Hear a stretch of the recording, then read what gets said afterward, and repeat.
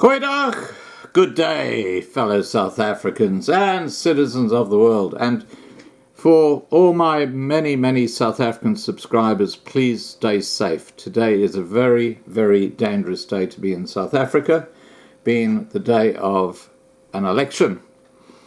And there'll be a lot of very excited Africans around, so please take great care.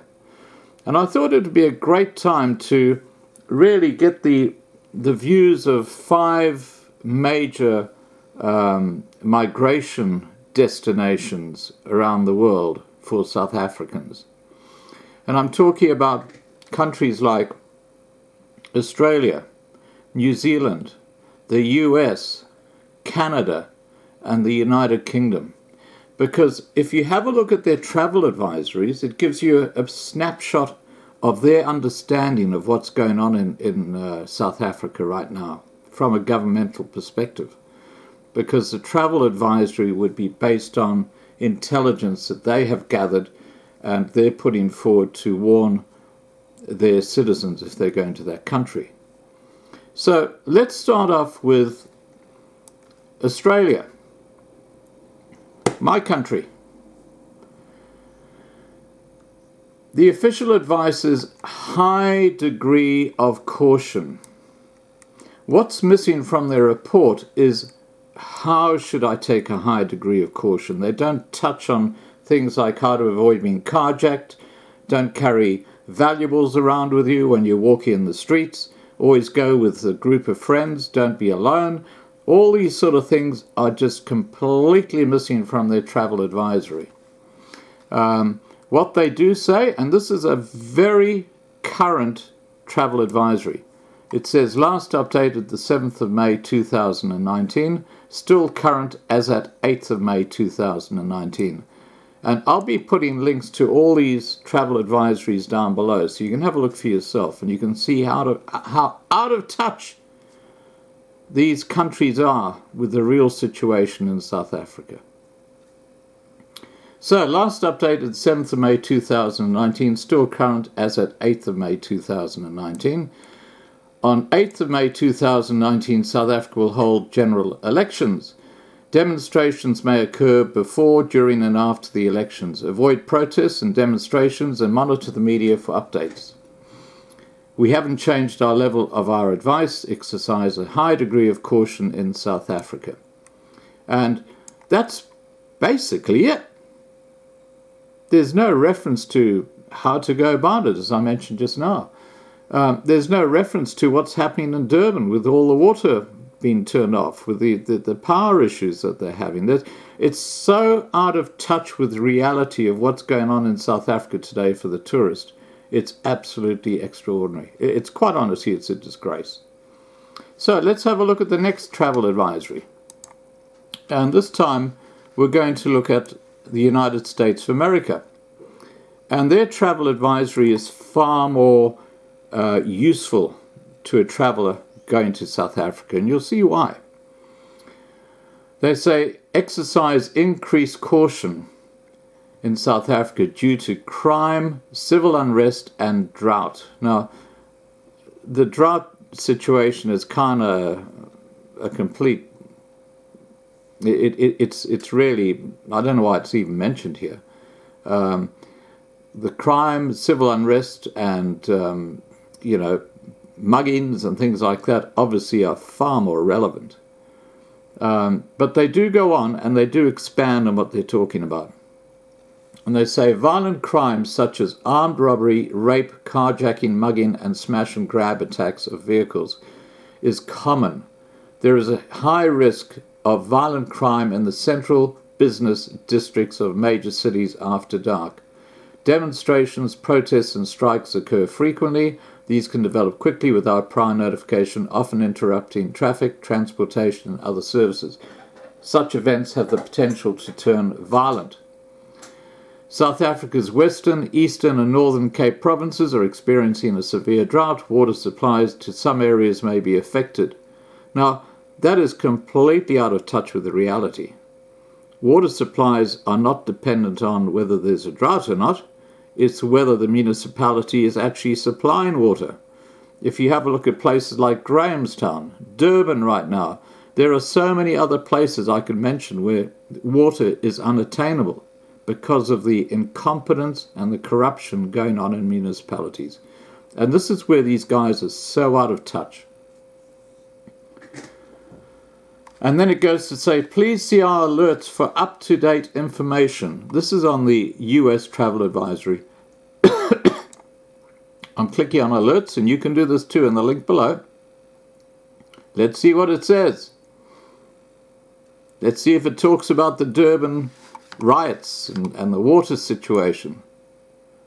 Oh my gosh.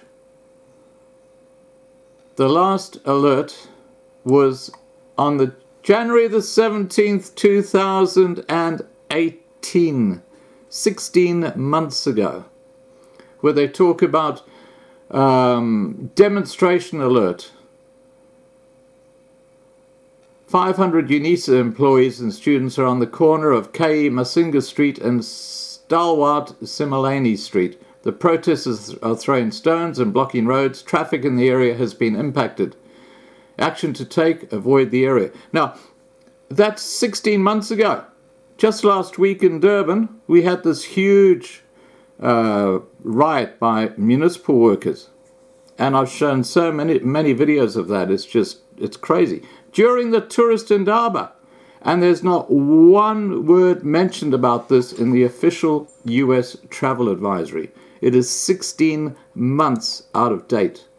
That's how informed people traveling from the US to South Africa are about what is going on in South Africa right now. But they do actually say on this travel advisory, if you decide to travel to South Africa, 1. Avoid walking alone, especially after dark. 2. Avoid visiting informal settlement areas unless you're with someone familiar with the area. 3. Do not display cash or valuables. Now that is such an important point. Puts a target on your back. But none of the other travel advisories give this advice. None. Not one of them. 4. Drive with doors locked and windows closed. Very important. 5. Always carry a copy of your US passport and visa, if applicable. Keep original documents in a secure location. 6. Conserve water and follow local guidance of water use for tourists and save like a local. Now, that's very important because most tap water in South Africa is unsafe to drink now. That's a reality of the situation. 7. Check the City of Cape Town website for up-to-date information and guidance on how to manage water consumption. Now let's remember the City of Cape Town has one of the highest homicide rates of a city in the world today. 8. Refer to the Nelson Mandela Bay website for updates on water restrictions in effect in the Eastern Cape. 9. Monitor water levels at the City of Cape Town. 10. Enroll in the Smart Traveller Enrollment Program, STEP, to receive alerts and make sure it's easier to locate you in an emergency. 11. Follow the Department of State on Facebook and Twitter. 12. Review the Crime and Safety Report for South Africa. And then lastly, US citizens who travel abroad should always have a contingency plan for emergency situations. Review the traveller's checklist.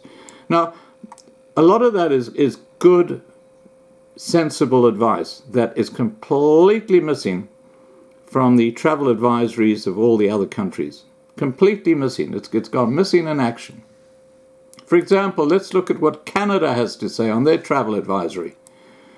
South Africa, exercise a high degree of caution.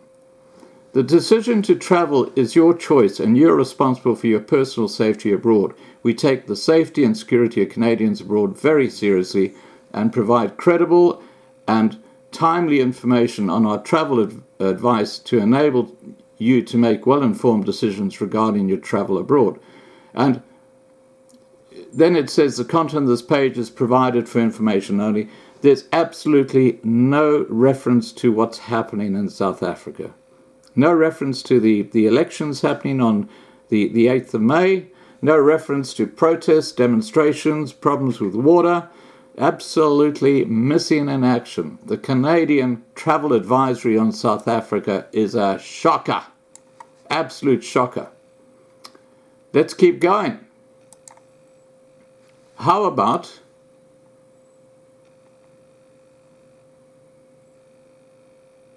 New Zealand?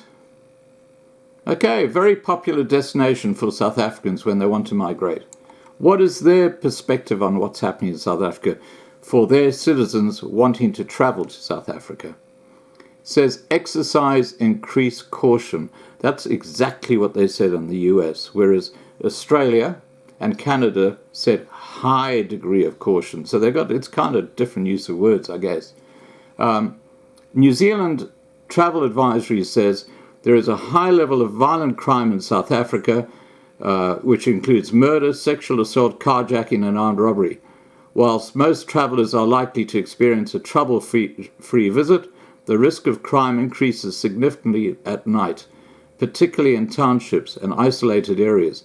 However, crime occurs at all hours. Carjacking and theft from vehicles is a concern in South Africa. There have been incidents of car windows being broken and valuables taken while vehicles are stopped at intersections. When travelling by car, it is advisable to keep doors locked and windows up at all times. Hide valuables from view and do not stop to assist with vehicle breakdown. Clear debris from the road or pick up hijackers. There are reports of drivers being robbed by criminals posing as police officers asking for identification. And then it goes on to more generic information. But that is getting close to as useful as the US travel advisory. But you can see, once again, there's no reference to what's happening in Durban, no reference to the water issues, no reference to the electricity issues, no reference to anything. It is so blasé, it's incredible. But it's a lot better than Australia's, believe me. Okay, let's have a look at the UK, and this is where we get into hocus pocus land. I mean, the UK, on their travel advisory in South Africa, they make no reference to, having extreme caution or anything like that. All they say is, still current as at the 8th of May 2019, this is the UK travel advisory, safety and security section, local travel. South Africa will hold national and provincial elections on the 8th of May 2019. Protest marches and demonstrations can occur anywhere in South Africa and sometimes at short notice. You should avoid areas where demonstrations and marches are taking place. And that's it. No reference to crime, carjackings, rape, all these other types of crimes that are committed commonly around South Africa. And tourists are often the victim. That's how inadequate the UK travel advisory is. And we'll get back to comparing these nations in a second when it comes to asylum cases being sought by South Africans. Basically done Australia, Canada, UK, USA, and New Zealand. And it's really interesting because the country that is making it hardest for white South Africans to seek asylum in is the United Kingdom. The country that is most out of touch by its own admission on its travel advisory page. You know, they need a complete wake-up call. I don't know what's happening in the UK, but it's just appalling. But then we go to the US, where several South African families are now actually gaining asylum. They still have to go through the process to actually be finally accepted. But the US border officials are accepting their pleas for asylum. And if you look at the US travel advisory page, you can see that there's a kind of connection here, because whereas the US travel advisory page has a lot more information and relevance, the UK page has nothing. And then we look at Australia and New Zealand. You know, both countries are inadequate on their travel advisory pages. They're completely out of date. Like the US travel advisory alerts, 16 months out of date. I mean, how extraordinary is that? No wonder they have no idea what is going on in South Africa, because these are official government websites. And then we got Canada. You know, Canada is just a joke. It's run by this fellow Trudeau. It's a lefty, loony place under his government. But what is very interesting is that apart from the UK government, all the others talk about extreme caution or high rates of caution when traveling to South Africa. So they do admit that there's a huge amount of risk for tourists coming to South Africa. And that says something. Now, I'm going to leave it at that. But look, guys, take care today if you're in South Africa. When they're having an election, we know what the black Africans can do. They can just get totally excited and out of control. I hope there is no protest at the Voortrekker Museum today, because there was a threat by workers who worked there that if they didn't get their demands met, they would get the EFF to come and join them in a protest. And if they do that, God knows what's going to happen. All right, please remember to subscribe to be kept informed, and ring the bell. So there's two little black marks, one on each side, which means that you'll get all my updates. And have a great and peaceful day. Bye for now.